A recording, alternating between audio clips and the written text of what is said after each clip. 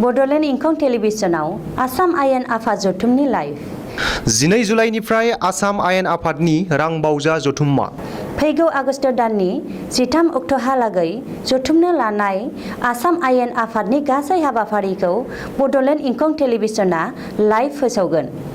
मुंख'नो गोनांदि बड'लेण्ड इंखं टेलिभिजनखौ केबल लोगोसे इउटिउबआव आरो गुबुन गुबुन बिजोङाव टेलिकास्ट खालामनाय जायो। बड'लेण्ड इंखं टेलिभिजनाव आसाम आयेन आफाद जथुमनि लाइभ 12 जुलाइनिफ्राय आसाम आयेन आफादनि रां बावजा जथुम्मा फैगौ आगस्ट दाननि 13 अक्ट'हालागै जथुमनो लानाय आसाम आयेन आफादनि गासै हाबाफारिखौ बड'लेण्ड इंखं टेलिभिजना लाइभ फोसावगोन।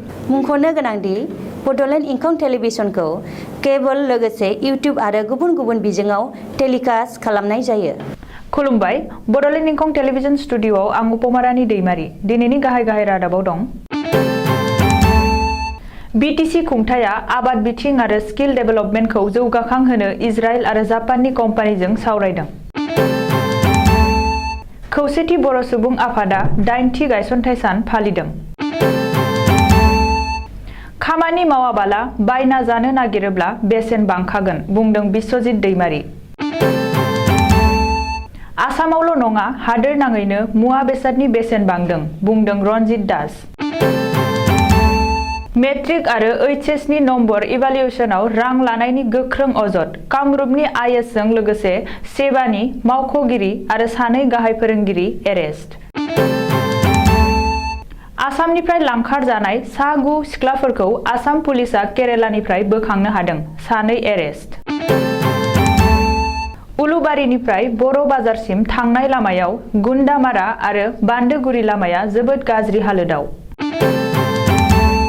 बिजनीनि खुंख्राजरा, राङिजरा आरो बरपथार गामियाव मैदेरनि दुम दाखाल, रायजो राजाया हालाय हाफाय। गलाघाटनि बकाघाटआव मानसि बुथारनायनि दायाव मासे मैदेरखौ पुलिसआ एरेस्ट खालामदों। गोब्राब अखाजों मुम्बाइनि सेंकुर आरो विक्रली ओनसोलाव सा 25 सुबुंनि जिउ खहा। फैबाय थानाय इन्डियान क्रिकेट टीमनि कचआ सोर जागोन बेखौ लाना गोनो गोथो। दानिया आबुं रादाबखौ फरायदो आनजुलि बसुमतारी।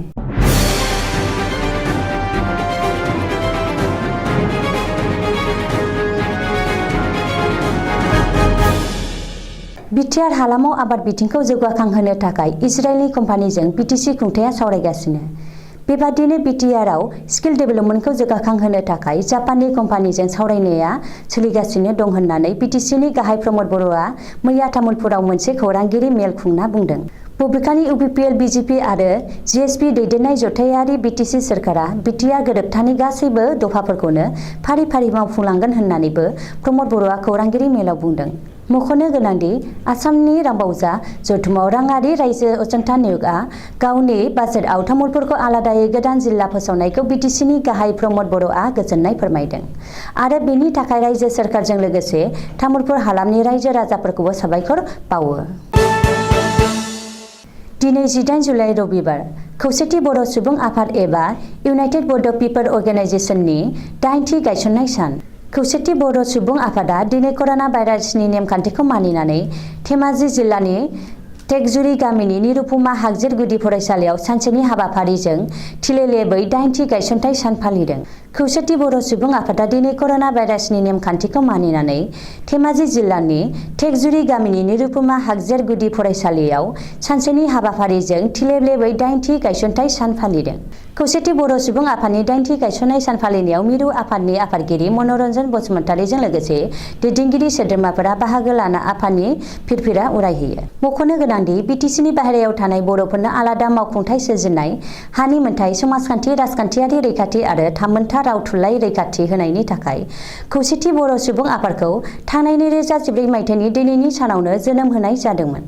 दिनैनि हाबाफारियाव बाहागो लाना खौसेथि बर' सुबुं आफादनि आफादगिरि मनरन्जन बसुमतारीया फोरमायनाय बायदिब्ला बिटिआरनि बाहेरायाव थानाय 10 लाखनिबो बांसिन बर' सुबुंफोरनि रैखाथि, थामोनथा आरो जौगाथायनि थाखाय खौसेथि बर' सुबुं आफादआ अरायबो खामानि मावलांबाय थागोन। बबेखानि बिटिआर गोरोबथाजों मोननोबो हानाय बिटिसिनि बाहेरनि बर'फोरनि थाखाय सोरजिनाय बड' कसारी वेलफेयार अट'नमास काउन्सिलआ बिटिसिनि बाहेराव जिउ खांनाय बर'फोरनि गांनाय उखैनाय आरो जेंनाफोरखौ सुस्रांनो हागोन होनना फोथायनाय दं होननानैबो मनरन्जन बसुमतारिया बुंदों। आसामजों लोगोसे हादर नाङै मुवा बेसादनि बेसेन बांलांनाय समावबो बेसेन बांनायनि सायाव बिधान सभानि बुंथिगिरि बिश्वजित दैमारिया अजद गोनां बानबुंथि होदों। मुवा बेसादनि बेसेन बांनायनि थाखाय सरासनस्रा रायजो राजाफोरनि सायावनो दाय जाबसिनदों बिश्वजित दैमारिया। बिश्वजित दैमारिया खौरांगिरिफोरजों मोगा-मोगियाव बुंदोंदि सुबुंफोरा खामानि मावालाबा बायना जानो नागिरबा मुवा बेसादनि बेसेन बांखागोन। आबादारि आरो दिहुनगिरिफोरा गावबा गावनि मोननांगौ बेसेनखौ नागिरखायो। बबेखानि आथिखालनि सुबुंफोरा सिगांफोरनि बायदि न'आवनो मैगं-थाइगं आबाद मावला, गासैबो बायना जानो जागायबाय।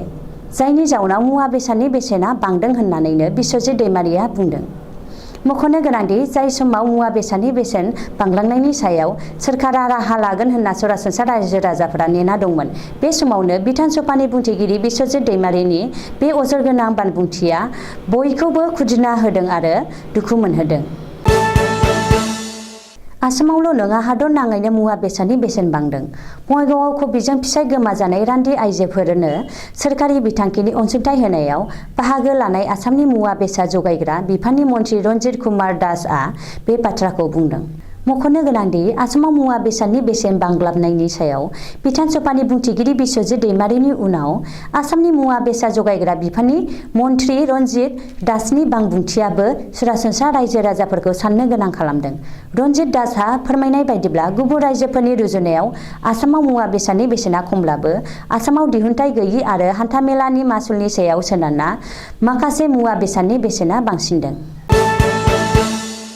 इभालुएसननि गेजेरजों मेट्रिक आरो ओइचएस जोबथा आनजादनि रिजाल्ट फोसावनायनि सिगां नम्बर इभालुएसन खालामनायाव रां लानायनि गोख्रों अजद सिखांदों।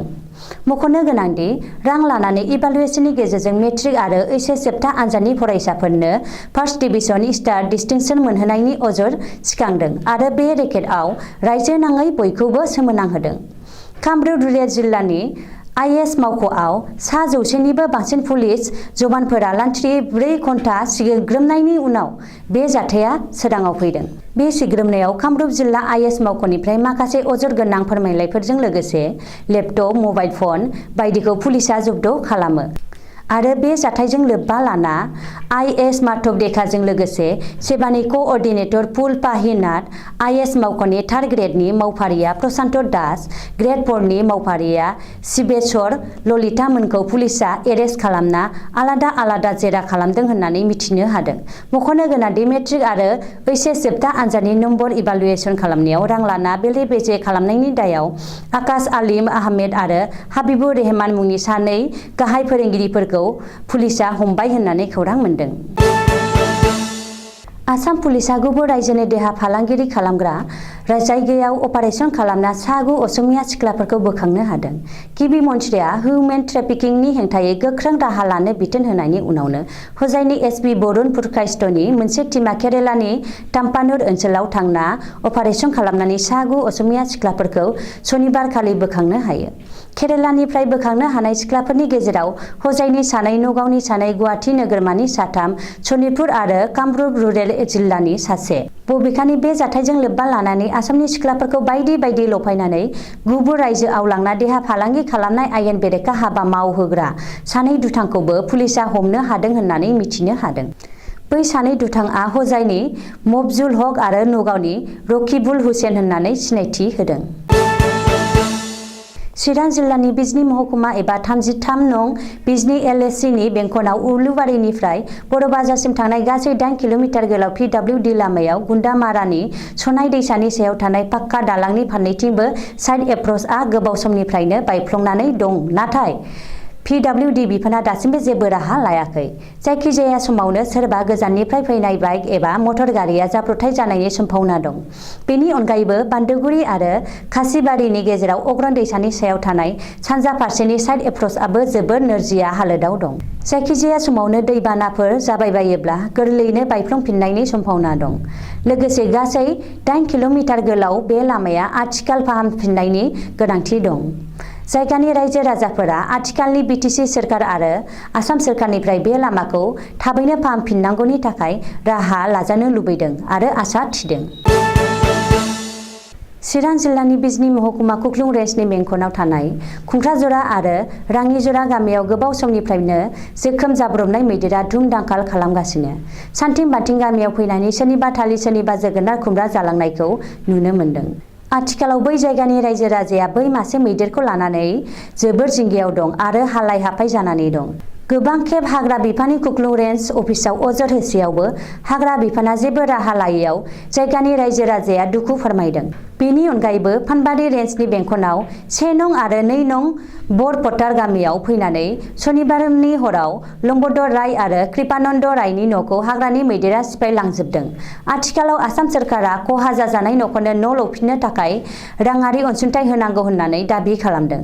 गुबुन फारसेथिं गवालपारा जिल्लानि दरंगिरि आरो रंजुली ओनसोलावबो मैदेरनि धुम-दांखाल खालामनायाव सरनियापारायावबो सासे दुखुथियानि न'खौ थांनाय हराव मैदेरा सिफायलांदों। नुफेरा खोनाफेरा गलाघाट जिल्लानि बकाखारआव आसाम पुलिसआ थांनाय 15 जुलाइखालि मानसि बुथारनायनि दायाव दुलुंनि मुंनि मासे फिसिजानाय मैदेरखौ एरेस्ट खालामदों। पुलिसनि सुलुङाव फोरमायनाय बायदिब्ला बकाखार नाहरजान साहा बागानाव थांनाय 8 जुलाइखालि दुलुंनिया बिट्टु गर मुंनि सासे 14 बोसोर बैसोनि गथ'साखौ बुथारदोंमोन।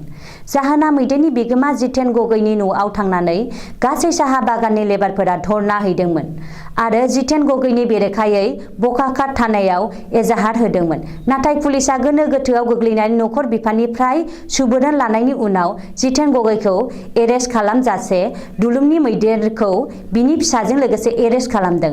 पार्टिय आयेन सेक्सन 304A नि जोहै बकाखार थानाया 184/21 नम्बरनि केस रेजिस्टार खालामनानै बिजिरसालियाव दुलुंनिखौ हाजिर खालामदोंमोन।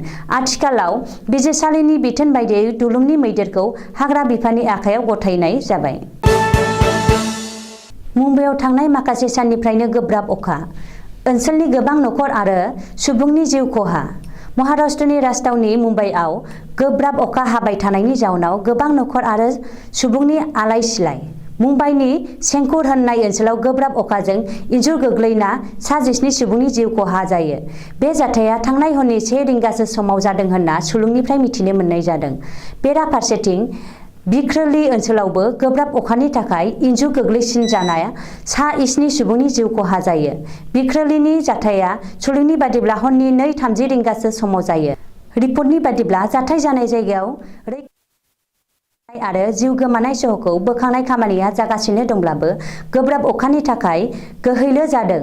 लोगोसे बुंबावदों दि जाथाय जानाय जायगायाव अपारेशनखौ थिगै खालामनो मोनब्ला गोथै सह मोनबावनो हानायनि आसा दं। बे दुखुनांथाव जाथायनि सायाव प्राइम मिनिस्टार नरेन्द्र मदिआ दुखु फोरमायदों। लोगोसे प्राइम मिनिस्टार नेशनेल रिलिफ फान्डनिफ्राय जखम जानाय सुबुंनो 50,000 रां आरो जिउ गोमाजानाय नखरनो 2 लाख रां अनसुंथाइ होनो खोथा होदों। दासान्दि भारतनि क्रिकेट टीमनि गोदान कचआ सोर जागोन बेखौ लानानै गोनो गोथो। सिनियर क्रिकेटार राहुल द्राविड़खौ कच जाजानो लुबैदों भारतारिफोरा। मानोना आगुनि इन्डियान टीमनि कच रवि शास्त्रीया टीमखौ सोलायजासेयावबो आईसीसी ट्रफिखौ मोनफेराखै एबा देरहानो हायाखै। बेराफारसेथिं सिनियर क्रिकेटार राहुल द्राविड़आ थांनाय 2018 मायथाइयाव जानाय अंडर-19 वर्ल्ड कापआव देरहानाय इन्डियान क्रिकेट टीमनि कचमोन। बेनिखायनो राहुल द्राविड़ासो बे बाराव एबा इयुनाव इन्डियान क्रिकेट टीमनि कच जानो नांगौ होनना इन्डियान वुमेन क्रिकेट टीमनि सिनियर कच WB रमनआ बुंदों। लोगोसे इयुनाव राहुल द्राविड़आ इन्डियान क्रिकेट टीमनि कच जायाब्ला टीमनि थासारिखौ गाव मोजां मोननाय नङा होनना बुंथिदों।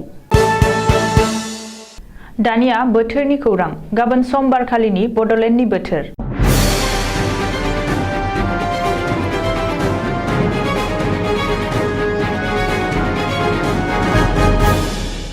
भारतनि बोथोर बिगियानख'नि सुलुं बादियै गाबोन समबार 19 जुलाइखालि बड'लेण्ड हालामनि अख्राङाव दोमैलुनायजों लोगोसे अखा हानाय आरो सान्दुंबो दुंनो हागौ। बड'लेण्डनि आवथायाव थानाय मोनब्रै जिल्लानि बोथोरनि गाबोननि सुलुंफोरा जाबाय फारियै चिरां जिल्ला। गाबोन चिरां जिल्लायाव बोथोरा 29 डिग्री सेल्सियास जागोन। फुंबिलि समाव अखा दोमैनाय, एसे बिबांनि अखा हानाय आरो सान्दुं दुंनो हागौ। सानजौफु समाव अखा दोमैनाय, अखा हानाय लोगोसे सान्दुंबो दुंनो हागौ। थिग बेबादिनो हरनि समावबो अखा दोमैनायजों लोगोसे एसे बिबांनि अखा हानो हागौ। बाक्सा जिल्ला गाबोन बाक्सा जिल्लायावबो बोथोरा 29 डिग्री सेलसियास जागोन। फुंबिलि समाव अखा दोमैनाय, एसे बिबांनि अखा हानाय आरो लोगोसे सान्दुंबो दुंनायनि इसारा दं। सानजौफु समावबो अखा दोमैनाय, अखा हानाय लोगोसे सान्दुं दुंनो हागौ। थिग बेबादिनो हरनि समावबो अखा दोमैनायजों लोगोसे एसे बिबांनि अखा गोग्लैनायनि जाथावना दं।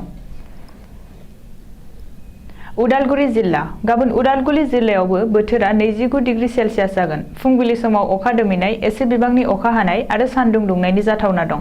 सानजौफु समावबो अखा दोमैनाय, अखा हानाय आरो सान्दुंबो दुंनो हागौ। थिग बेबादिनो हरनि समावबो अखा दोमैनायजों लोगोसे एसे बिबांनि अखा हानायनि जाथावना दं। दिनैनि रादाबा एसेनोसै, गोजोन्थों।